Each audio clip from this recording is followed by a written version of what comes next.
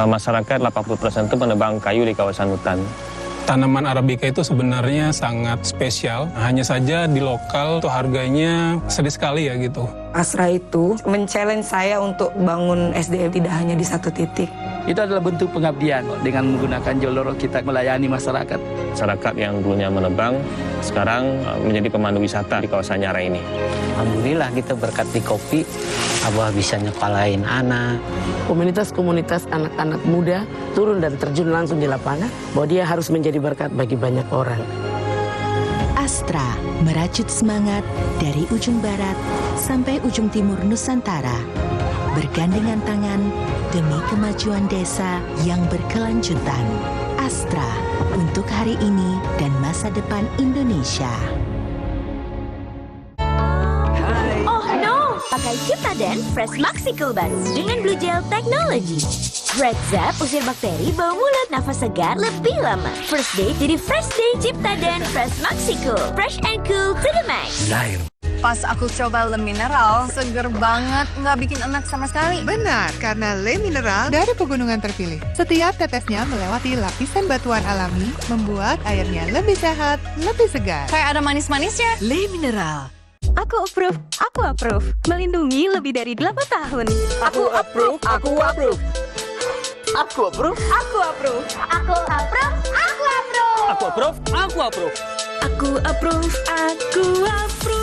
Pas aku coba Le Mineral, seger banget, nggak bikin enak sama sekali. Benar, karena Le Mineral dari pegunungan terpilih. Setiap tetesnya melewati lapisan batuan alami, membuat airnya lebih sehat, lebih segar. Kayak ada manis-manisnya. Le Mineral.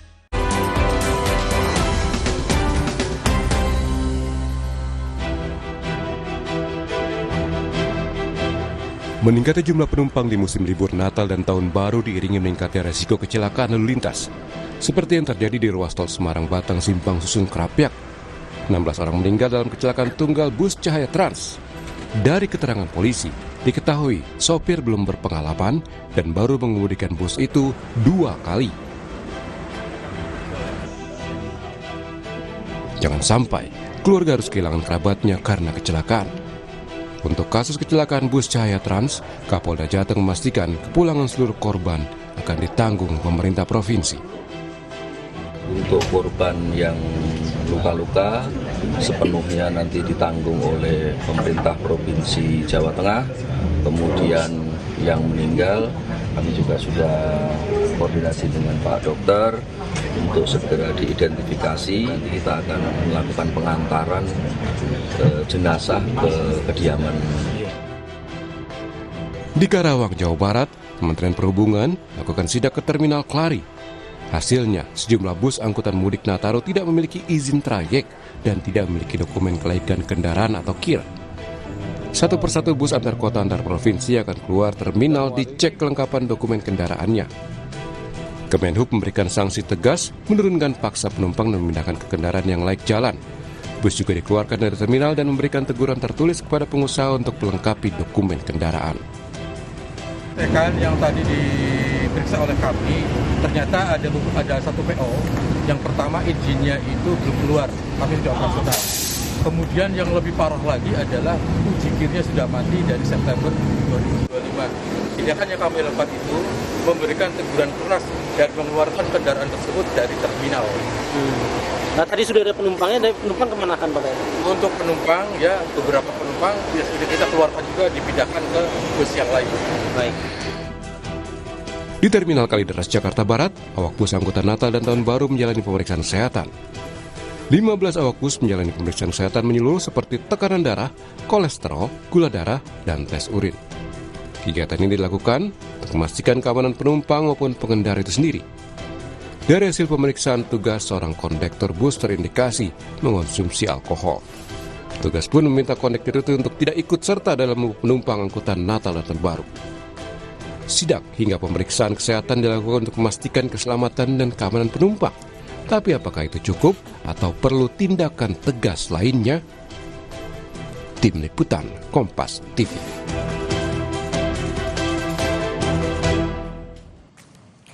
Saudara, kecelakaan bus Cahaya Trans yang menewaskan 16 orang jadi early warning kelayakan transportasi Nataru termasuk sang sopir. Itu yang disebut oleh Komisi 5 DPR. Sebenarnya hal krusial apa yang perlu dilakukan di tengah meningkatnya penumpang transportasi di musim libur Nataru dan untuk cegah kecelakaan. Kita ulas bersama dengan Wakil Ketua Komisi 5 DPR dari fraksi PKB, ada Syaiful Huda, kemudian juga ada akademisi Prodi Teknik Sipil Unika Sugio Pranoto yang juga analis transportasi Joko Setiowarno. Selamat pagi Bapak-Bapak, Assalamualaikum. Waalaikumsalam warahmatullahi wabarakatuh. Selamat pagi Pak Joko. Pak Huda, Ya, Pak Disti. Bapak-Bapak, ini kita membahas soal bagaimana menjadi early warning begitu ya, menjadi peringatan tersendiri apa yang terjadi di peristiwa kecelakaan bus Cahaya Trans pada beberapa hari yang lalu. Tentu saja di musim libur Natal dan juga Tahun Baru, meningkatnya penumpang tentu menjadi perhatian khusus harusnya bagi penyedia jasa transportasi. Nah, saya mau ke Gus Huda dulu. Gus Huda, Anda sempat menyebut kecelakaan bus Cahaya Trans ini sebagai early warning soal kelayakan transportasi di masa Nataru. Jadi hal masif apa yang kemudian perlu dilakukan oleh stakeholder, semua stakeholder? Ya, sebenarnya ini peristiwa yang tidak beranjak dari evaluasi kita, mulai terkait dengan pelaksanaan Nataru maupun Lebaran. Jadi dua hal ini yang saya maksud adalah pertama terkait dengan kelaikan kendaraan. Jadi kita selalu menemui berbagai fakta di lapangan bahwa ada kelaikan kendaraan yang menjadi persoalan ketika ada kecelakaan. Nah, karena itu ini poin penting bagi kita semua, termasuk pemerintah. Saya kira harus mengambil langkah-langkah yang sifatnya masif dan terukur betul terkait dengan transportasi publik kita ini. Oke, langkah-langkah yang sifatnya masif itu apa saja yang harus dilakukan segera oleh pemerintah, Gus Huda? Ya, kita minta rem cek terus dilakukan.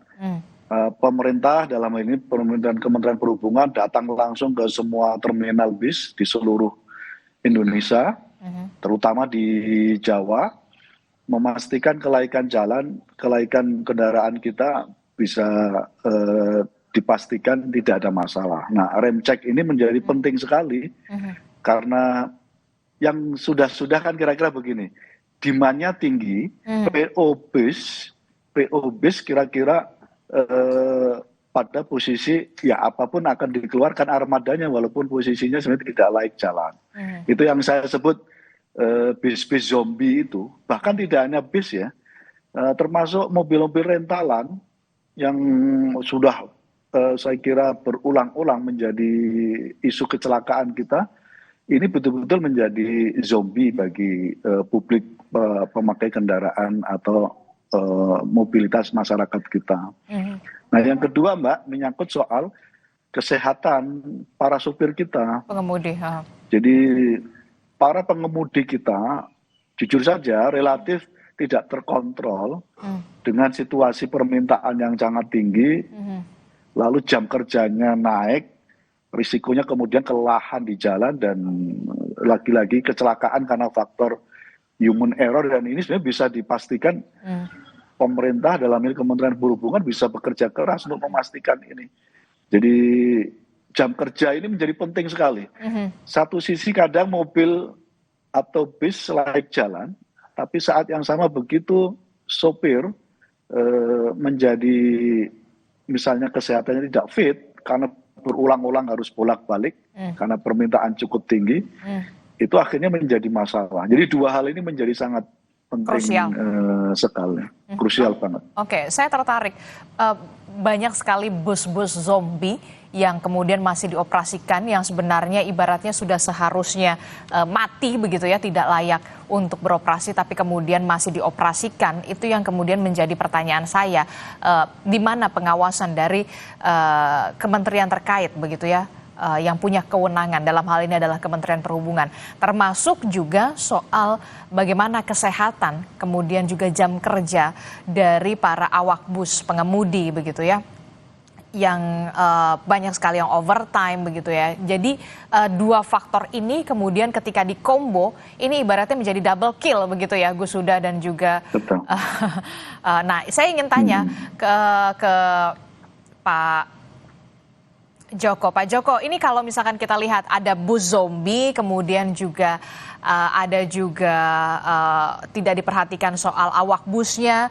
Kemarin kita lihat sopir cadangan yang kurang lihai, baru beberapa waktu bisa mengemudikan bus begitu. Ini menjadi perhatian tersendiri dan apa yang harus dilakukan oleh pemerintah dalam hal ini adalah Kementerian Perhubungan yang punya kewenangan soal pengawasan yang harus ekstra ketat.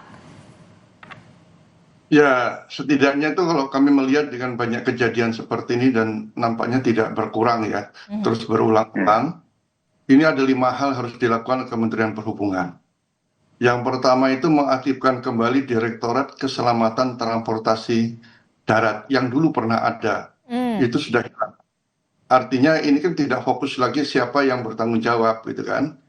Yang kedua, ini pemangkasan untuk anggaran keselamatan.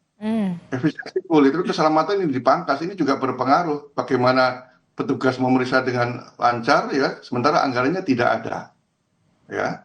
Kemudian pengawasan juga masuk di situ, mengawasi pool-pool yang ada. Kami sudah mengingatkan sebenarnya sudah lama agar pool-pool bus itu kebijakan lama, itu diawasi oleh Korsatpel terminal yang terdekat. Ya. Tapi karena anggaran tidak ada, tidak masuk ke kebijakan, ya akhirnya banyak yang lolos seperti, apalagi kita tahu bis yang kejadian itu dia istilahnya itu mencicil penumpang, sepanjang jalan dia cari penumpang. Ya.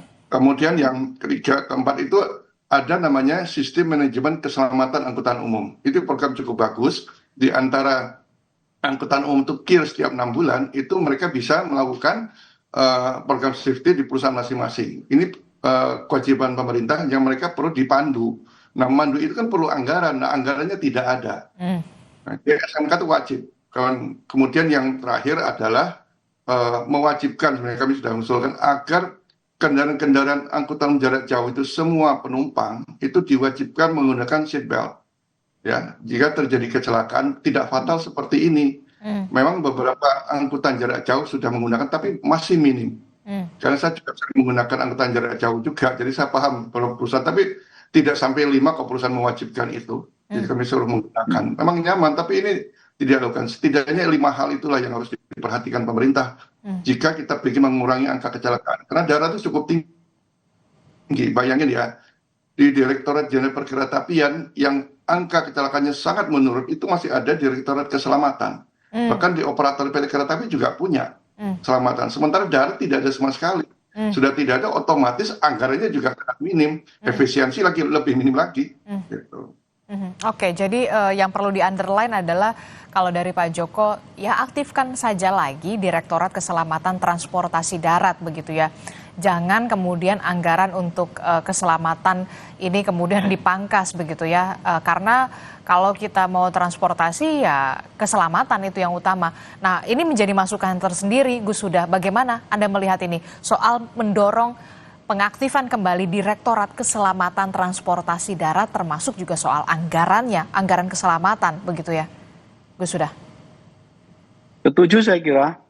Apa yang disampaikan oleh Pak Joko, bagian dari pemerintah memastikan, dalam ini Kementerian Perhubungan, memastikan semua layanan kendaraan transportasi publik kita betul-betul tidak menjadi neraka bagi para pengguna.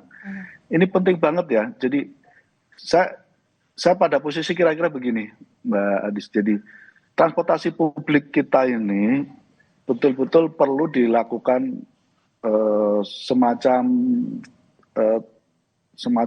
perubahan yang cukup fundamental. Baik udara, darat, laut. Karena ini terus berulang dan frekuensinya cukup tinggi sekali. Nah, memang jujur harus diakui ada situasi di mana Kementerian Perhubungan memang masih butuh support anggaran memang Pak Joko. Hari ini dari anggaran yang tersedia memang mereka masih butuh banget alokasi anggaran yang memastikan semua kinerja menyangkut soal audit kendaraan publik kita bisa terselenggara dengan baik. Kita akan terus upayakan Pak Joko untuk memastikan ini bisa berjalan dengan baik. Tapi dalam jangka pendek ini, Mbak, hasil rapat kerja kami dengan Kementerian Perhubungan sebenarnya pada posisi sudah terus kita dorong untuk concern betul memastikan, mengantisipasi berbagai persoalan menjelang Nataru ini. Tahun ini diperkirakan hampir ada sekitar 119,5 juta. Jadi angka yang cukup besar dan mereka harus selamat semua. Karena itu kita ingin keterbatasan anggaran yang dimiliki oleh Kementerian Perhubungan itu dilengkapi, digenapi dengan sinergi kerjasama dengan semua pihak. Dengan pihak kepolisian, dengan pihak Pemda, kabupaten kota, memastikan supaya titik-titik rawan yang selama ini menjadi faktor kecelakaan misalnya di tempat-tempat dekat destinasi wisata, pasar tumpah, simpang tol di berbagai tempat, saya kira ini perlu dikerjasamakan secara baik dengan pemerintah daerah, dengan pihak kepolisian gitu. Karena rata-rata memang persoalannya ada di titik-titik rawan itu dan itu berulang setiap tahun.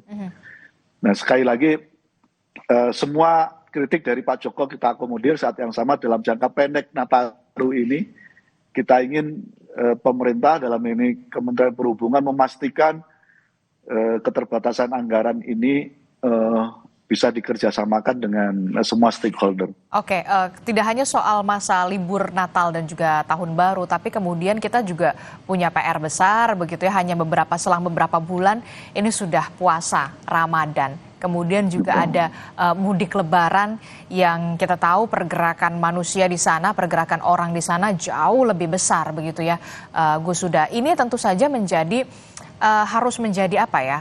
Harus ada mitigasi gitu ya, jangan sampai kemudian ketika ada peristiwa barulah kita membahas seperti ini begitu ya, dan ini ibaratnya patternnya berulang lagi, yang soal sopir cadangan yang tidak lihai atau kemudian supirnya mengantuk begitu karena memang overtime, termasuk juga remblong itu juga jadi salah satu penyumbang angka kecelakaan begitu. Nah, perubahan fundamental apa yang kemudian didorong oleh komisi Anda untuk bisa menjembatani untuk ada perubahan di Kementerian Perhubungan ini?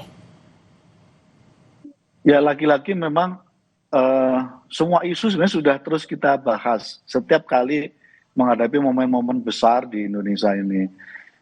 Termasuk yang tadi saya sampaikan menyangkut soal rem cek harus dipastikan rutin pemerintah menyelenggarakan itu supaya pihak teman-teman jasa pelayanan kendaraan publik ini, dalam hal ini beberapa PO juga concern betul saat yang sama terkait dengan isu ini.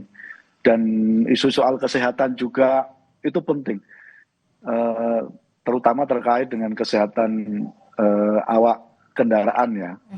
Dan sekali lagi mau gini Mbak, memang karena sistem dan ekosistem transportasi publik kita ini belum tercipta dengan baik. Memang dalam situasi begini, mau tidak mau memang akhirnya kita menghimbau, mengajak kepada semua penyelenggara transportasi publik supaya betul-betul tidak kejar setoran. Karena kunci yang menjadi persoalan selama ini setiap kali menghadapi hari-hari besar seperti Nataru, Hari Raya, Idul Fitri dan seterusnya, itu adalah kejar setoran.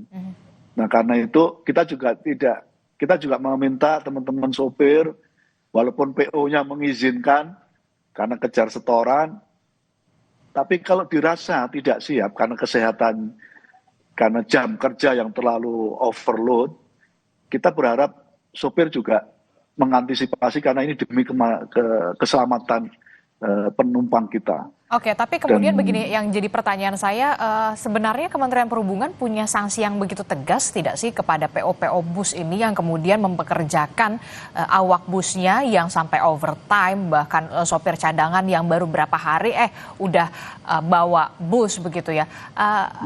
Pelaksanaan di lapangan itu kalau dari Pak Joko sendiri menilainya ada ketegasan nggak sih, Pak Joko? Ya kalau melihat kondisinya masih seperti biasa aja. Apalagi PO ini kan PO yang baru ini sebenarnya. PO baru, saya juga baru mengenal. Biasanya ya karena kita berkecimpung di transportasi darat, paham lah PO-PO yang cukup bagus ya. Ini tiba-tiba kok muncul yang baru, rupanya saya dapat informasi bahwa mereka tuh juga belum mengurus perizinan. Perizinannya juga susah sekali katanya. Nah itu saya coba tanya perusahaan-perusahaan yang baru, jangan OSS itu sangat menyulitkan, ini sistemnya aplikasi tapi menyulitkan buat mereka. Sementara mereka ini kan mungkin take over dari perusahaan-perusahaan angkutan yang sudah ada ya, yang mau bangkrut mereka take over, harus mengurus izin baru lagi. Di sisi lain kok demandnya ada, mereka jalankan. Nah kaitannya pemeriksaan kesehatan, sebenarnya pemeriksaan kesehatan di terminal itu mestinya rutin. Untuk supir ya, tidak hanya Nataru atau mudik, rutin setiap mau berangkat. Bahkan kami mengusulkan agar di rest area jalan tol juga itu disediakan. Ya kerjasama lah BUJT dengan jasa raja, menggunakan CSR-nya, ya menggunakan tenaga kesehatan puskesmas terdekat menyediakan itu, sehingga ini bisa digunakan untuk supir angkutan umum, baik itu bus maupun truk.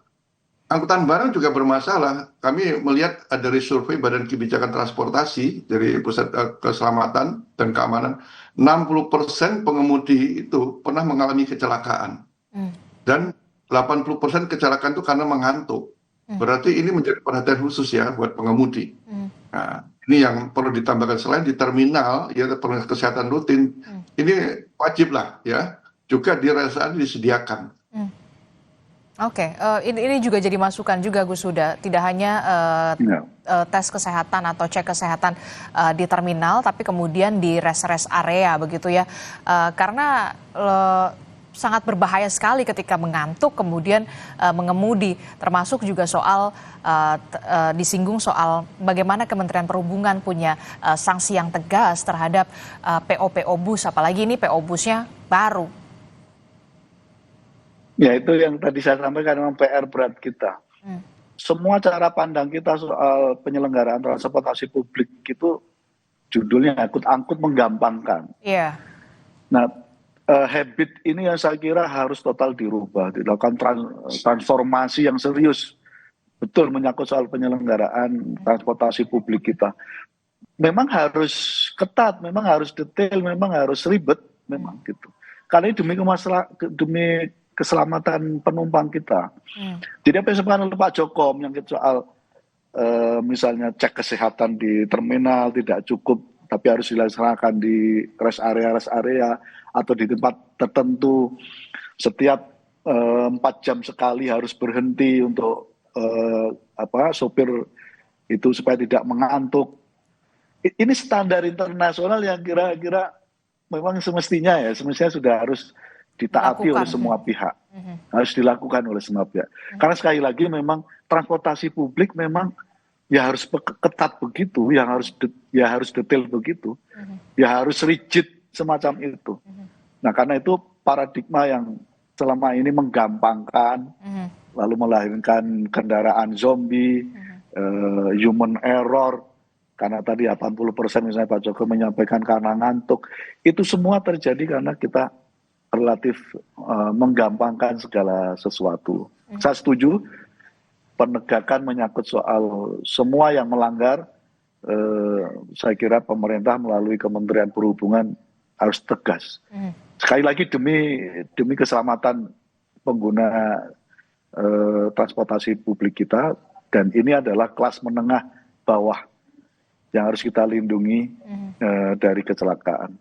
Oke, seharusnya peristiwa-peristiwa semacam kemarin PO cahaya trans begitu ya, itu tidak bisa saja tidak terjadi kalau memang antisipasinya, pencegahannya itu ada pengawasan yang ketat dari yang punya kewenangan begitu ya. Saya terakhir saya ingin ke Pak Joko. Pak Joko, kalau saya tanyakan ada 3 poin krusial yang segera harus dibenahi oleh Kementerian Perhubungan, tidak hanya di masa Natal dan Tahun Baru, tapi beberapa bulan lagi juga kita akan menghadapi bulan Ramadan dan juga ada mudik Lebaran.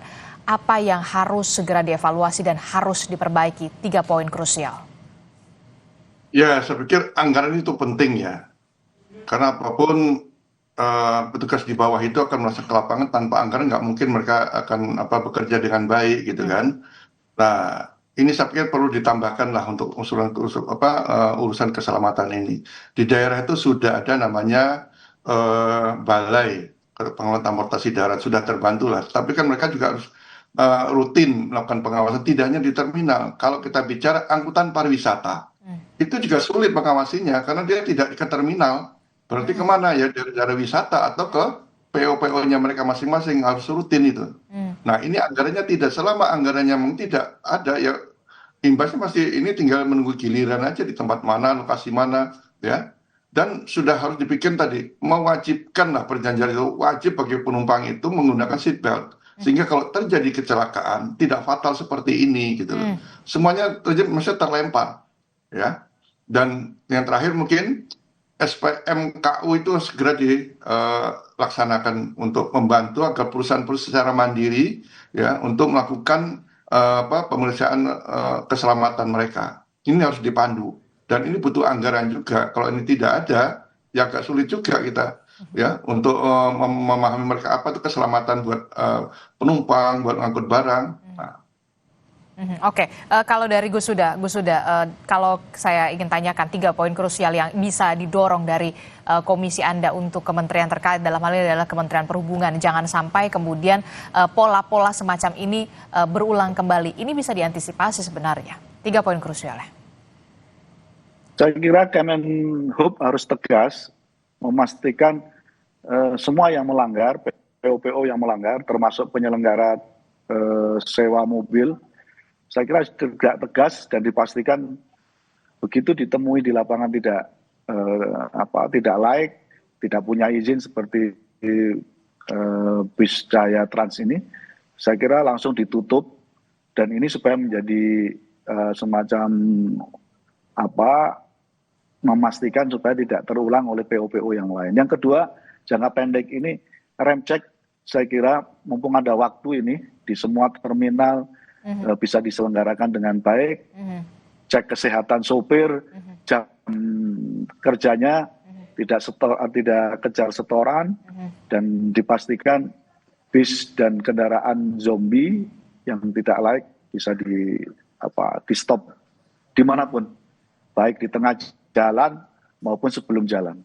Oke, pengawasan ekstra ketat termasuk juga sanksi tegas terhadap PO-PO atau penyedia jasa layanan yang kemudian masih dalam tanda kutip begitu ya, nakal begitu ya, untuk demi keselamatan kita, karena keselamatan adalah hal yang paling utama dan ini harusnya bisa diantisipasi. Terima kasih Wakil Ketua Komisi 5 DPR RI dari fraksi PKB, Syaiful Huda, Gus Huda telah bergabung bersama kami. Kemudian ada Akademisi Prodi Teknik Sipil Unika Sugio Pranoto yang juga analis transportasi, Pak Joko Setiowarno telah bergabung bersama kami. Sehat selalu Bapak-Bapak, Assalamualaikum, selamat pagi. Waalaikumsalam.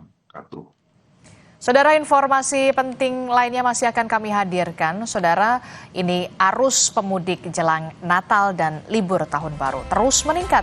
Apakah hari ini jadi puncak mudik? Kami akan hadirkan laporan langsungnya dari berbagai daerah untuk Anda di Sapa Indonesia Pagi.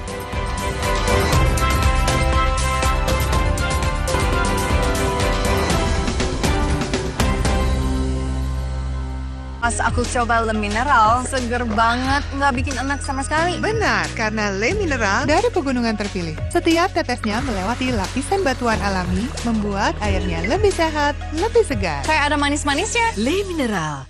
Aku approve. Melindungi lebih dari 8 tahun. Aku approve. Aku approve. Aku approve. Aku approve, aku approve.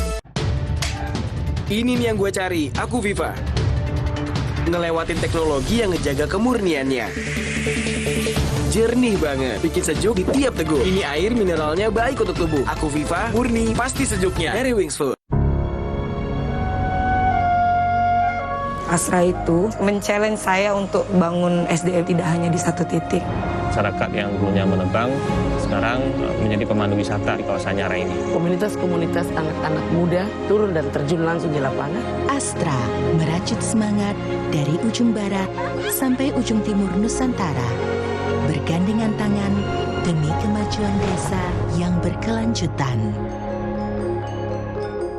Aku sering melihat